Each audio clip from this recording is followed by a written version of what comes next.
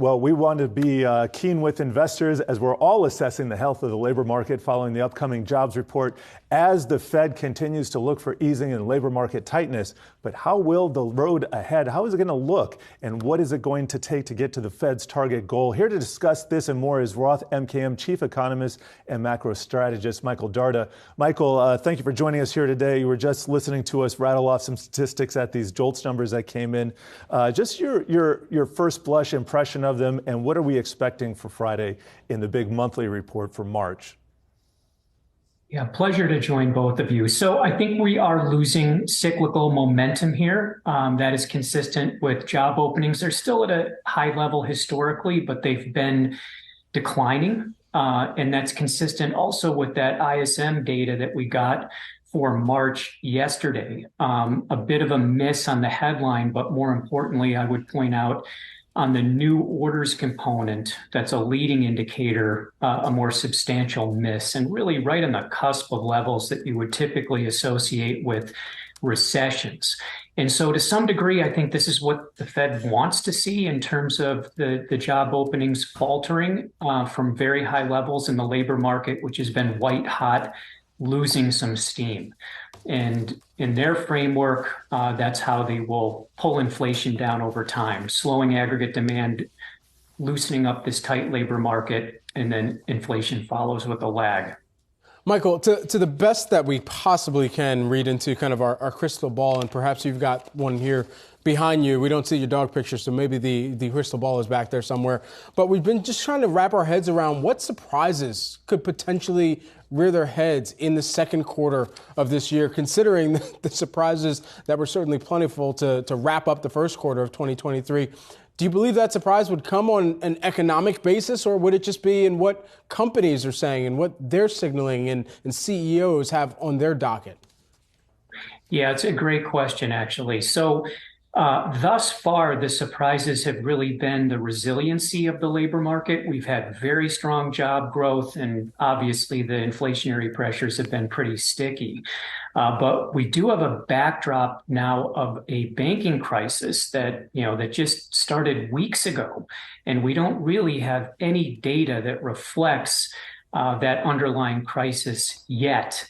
But we do know that lending standards were tightening very sharply even before the banking strain started up in March. So that's likely to continue. Those lending standards are a pretty powerful set of leading indicators for everything from capital spending to employment. And so I think the surprise going forward in the next few quarters could be that the economy, drops off more than anticipated. And that could be a bit of a risk for the equity market because part of the business cycle is obviously earnings. So far, we've just been in a very gentle earnings recession. So equity markets have been propped up by falling market interest rates, and I think to some degree the pullback in the dollar exchange rate. But at the end of the day, if the earnings are not there, then we could have more problems for the equity market in front of us. Well, and can you explain what that might look like? Because we got earnings season kicking off later in the middle of this month, not too far away here. These expectations, as you would say, the bar has been pretty low. At what point do earnings revisions kick in either to the downside or to the upside, even though that seems the unlikely possibility here? Yeah, it may not take much. I mean, look, thinking about previous recessions, typically forward earnings estimates are anywhere from, 20 to 30% too high at cycle peaks. So there's certainly wide scope for disappointment on the earnings front. And keep in mind that, this market this year has been driven by the strength in technology stocks. The Infotech index has been a star performer. The problem is that the price to sales ratio on the Infotech index is above 6 times. That's literally double the average of the last 2 decades.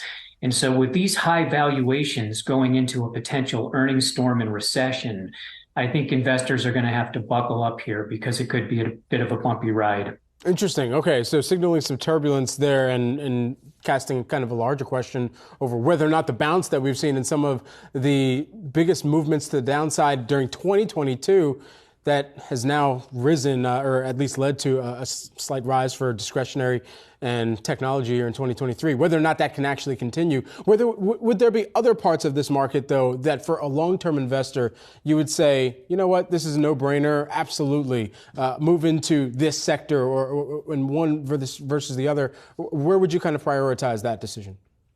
Yeah, no doubt about it. So we've liked positions across the Treasury yield curve. There was a huge rise in interest rates, short-term and long-term, this past year. So now investors have a real return on everything from T-bills all the way out to the longer duration notes and bonds on the yield curve. So we continue to like treasuries across the yield curve. For equity sectors, I'll give you a sector that's a little bit boring, that's underperformed, or at least some people think it's boring. I actually think it's a good place to be right now. Healthcare, obviously an important sector, not super cyclical, so not as exposed to the vicissitudes of the business cycle, and it's underperformed this year, so the valuations are actually much more reasonable. So I would not be chasing the cyclical sectors that have outperformed, that have nosebleed valuations. Just a very dangerous place to be. But let's keep it closer to the vest in the Treasury market, and then the healthcare sector on the equity side. Yeah, only boring until you really need it there, Michael. So we'll continue to watch those sectors. Thanks so much for giving us a little insight into how you're navigating this environment. MKM's Michael Darda. Thanks so much, Michael. Great to see you. Thank you.